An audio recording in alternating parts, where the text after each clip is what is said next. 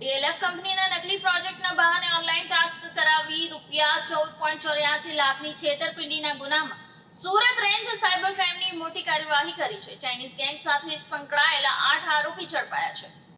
શહેરમાં ફરી એકવાર સાયબર ઠગોની ગેંગે લોકો સાથે વિશ્વાસઘાત કરીને લાખો રૂપિયાની છેતરપિંડી આચરવાની ઘટના સામે આવી છે. ડીએલએફ નામની જાણીતી રિયલ એસ્ટેટ કંપનીના બોગસ ઓનલાઈન ટાસ્ક પૂરા કરવાના બહાને ફરિયાદી પાસેથી ₹14.84 લાખની છેતરપિંડી કરવામાં આવી હતી.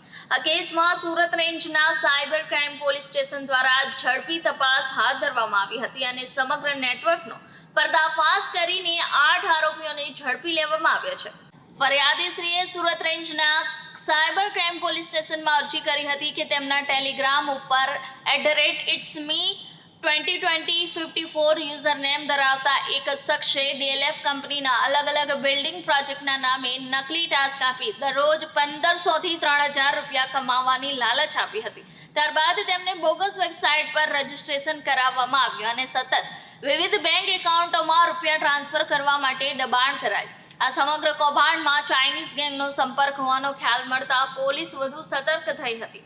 આ ગેંગ દેશ વિદેશના મોબાઈલ નંબરો અને મેસેજિંગ એપ્લિકેશનનો ઉપયોગ કરી લોકોના ડેટા અને પૈસા બંને પડાવે છે. તેઓ લોકોને ઓફર્સ, કમાણી અને રોકાણના બહાના આપીને ટૂંક સમયમાં અમીર બનાવવાના સપના બતાવે છે. પોલીસ મહાનિરીક્ષક પ્રેમવીર સિંહની સૂચના મુજબ નાયબ પોલીસ અધિક્ષક AM પરમાર અને પોલીસ ઇન્સ્પેક્ટર PA સુથારના માર્ગદર્શન હેઠળ ટેકનિકલ એનાલિસિસ અને બેંક ટ્રાન્ઝેક્શનના આધારે 8 આરોપીઓને પકડી પાડવામાં આવ્યા હતા. પોલીસે મોટો મુદ્દા માલ પણ કબજે કર્યો છે અને વધુ તપાસ ચાલી રહી છે.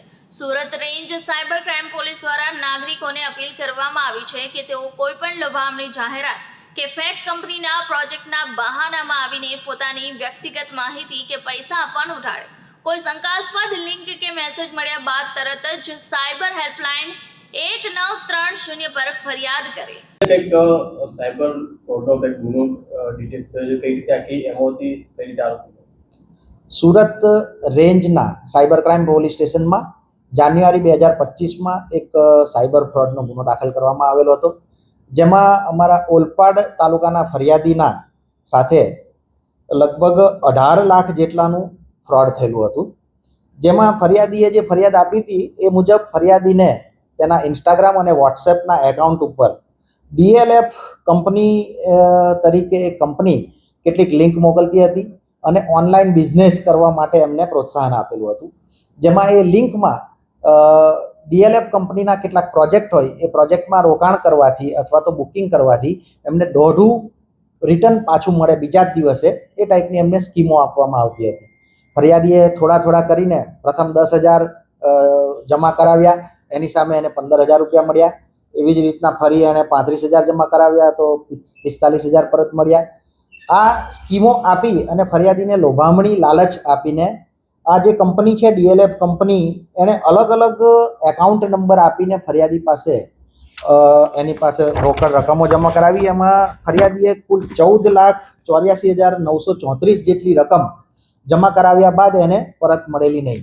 એટલે તેની સાથે ફ્રોડ થયાનું એને જાણ થયું, જેથી ફરિયાદીએ સુરત રેન્જના સાયબર ક્રાઇમ પોલીસ સ્ટેશનમાં ફરિયાદ આપતા અહીંયા ગુનો દાખલ કરવામાં આવેલો હતો.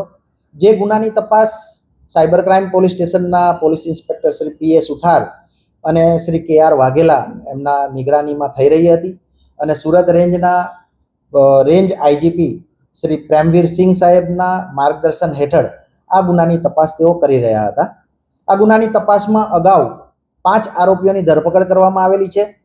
આ ગુનામાં એમો એવી રીતની જાણવા મળી હતી કે ફરિયાદી પાસેથી અને અન્ય ભોગ બનનાર પાસેથી આવી રીતે છેતરપિંડીની જે રકમ છે એ આ આરોપીઓ અલગ અલગ એકાઉન્ટમાં, જે એકાઉન્ટ તે લોકો ભાડે રાખતા હોય છે અને અલગ અલગ એકાઉન્ટમાં રકમ જમા કરાવતા હોય છે. જે રકમ જમા થયા બાદ એ એકાઉન્ટ ધારકને માત્ર એની પાસેથી ભાડેથી લીધેલું હોય અને જે બીજા એજન્ટો છે એ એજન્ટો એ એકાઉન્ટનો ઉપયોગ કરતા હોય છે.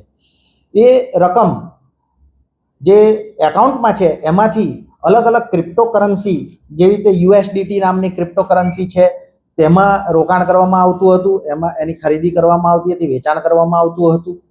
વધુમાં અલગ અલગ ક્રેડિટ કાર્ડના બિલો પણનું પેમેન્ટ કરવામાં આવતું હતું. ક્રેડિટ કાર્ડના બિલો જે પણ પેમેન્ટ કરવામાં આવે એ એકાઉન્ટમાંથી પેમેન્ટ થયા બાદ વળી પાછા એને અલગ અલગ પોર્ટલથી પરત પણ મેળવવામાં આવતા હતા અને આખું એક સિન્ડિકેટ બહાર આવેલું હતું. એમાં ચાઇનીઝ ગેંગનું પણ હાથ હોવાનું આપણને જાણવા મળેલું છે. એ ચાઇનીઝ ગેંગના દોરવણી હેઠળ આ આરોપીઓ ભેગા મળીને આખું ષડયંત્ર રચી રહ્યા હતા, જેમાં અગાઉ સાયબર ક્રાઇમની અમારી ટીમને 5 આરોપીઓ પકડવાની સફળતા મળેલી છે અને તે આરોપીઓના એકાઉન્ટ ધારક, એજન્ટ અને ક્રિપ્ટો ખરીદનારા જે આરોપીઓ છે એના પરથી વધુ લિંક મળતા હાલમાં 3 આરોપીઓની ધરપકડ કરવામાં આવેલી છે. જેમાં 3 આરોપીઓ સલમાન હબીબ પઠાણ જે અમદાવાદનો છે, સફવાન અબ્દુલ રઉફ શેખ તે પણ અમદાવાદનો છે, અલ્તમાસ મકબૂલ શેખ એ પણ અમદાવાદનો છે. 3 આરોપીઓની ધરપકડ કરવામાં આવી છે. જેમાં જે સલમાન હબીબ પઠાણ છે તે અને અગાઉ પકડાયેલ આરોપી આતિફ ઇશ્તિયાક અજમેરી, આ બંને આરોપીઓ ભેગા મળીને જે ભાડેથી રાખેલા એકાઉન્ટ છે એ એકાઉન્ટમાંથી પૈસા મેળવી અને ક્રિપ્ટોની ખરીદી અને ક્રેડિટ કાર્ડના પેમેન્ટ કરતા હતા. અને એ આરોપીઓ પાસેથી આ બધી માહિતી મળી જ્યારે સફવાન અબ્દુલ રઉફ શેખ અને અલ્તમાસ શેખ છે એ બંને આરોપીઓ ક્રેડિટ કાર્ડ્સ રાખતા હતા. એટલે આ ગુનાની તપાસમાં આ 3 આરોપીઓને જે પકડવામાં આવ્યા છે તેમની પાસેથી 8 મોબાઈલ ફોન કબજે કરવામાં આવેલા છે. જુદી જુદી બેંકના ક્રેડિટ કાર્ડ 47 જેટલા ક્રેડિટ કાર્ડ એમની પાસેથી મળી આવ્યા છે, એ પણ કબજે કરવામાં આવેલા છે. વધુમાં આ આરોપીઓ પાસેથી અલગ અલગ બેંકના 6 જેટલા ડેબિટ કાર્ડ પણ કબજે કરવામાં આવ્યા છે અને એક હિસાબની નોટબુક એમની પાસે રાખેલી હતી એ પણ કબજે કરવામાં આવી છે. હાલમાં આ ગુનાની તપાસ મહેરબાન રેન્જ આઈજીપી પ્રેમવીર સિંહ સાહેબના માર્ગદર્શન હેઠળ સાયબર ક્રાઇમની ટીમ કરી રહી છે અને હજુ પણ વધુ આમાં માહિતીઓ બહાર આવવાની શક્યતા છે. આ જે આખી ગેંગ છે એમના દ્વારા NCCRP પોર્ટલ ઉપરથી તપાસ કરવામાં આવી તો અલગ અલગ રાજ્ય આંધ્રપ્રદેશ, હરિયાણા, મધ્યપ્રદેશ, રાજસ્થાન, તામિલનાડુ, ઉત્તર પ્રદેશ, ગોવા, કેરળ, કર્ણાટક, મહારાષ્ટ્ર, છત્તીસગઢ અને તેલંગાણા એમ 12 રાજ્યોમાં 29 જેટલા ગુનાઓ દાખલ થયા હોવાની પ્રાથમિક માહિતી મળેલી છે. હજુ પણ આ ગેંગ વધુ સક્રિય થઈને વધુ ગુનાઓ દાખલ થાય એવી પણ શક્યતાઓ છે.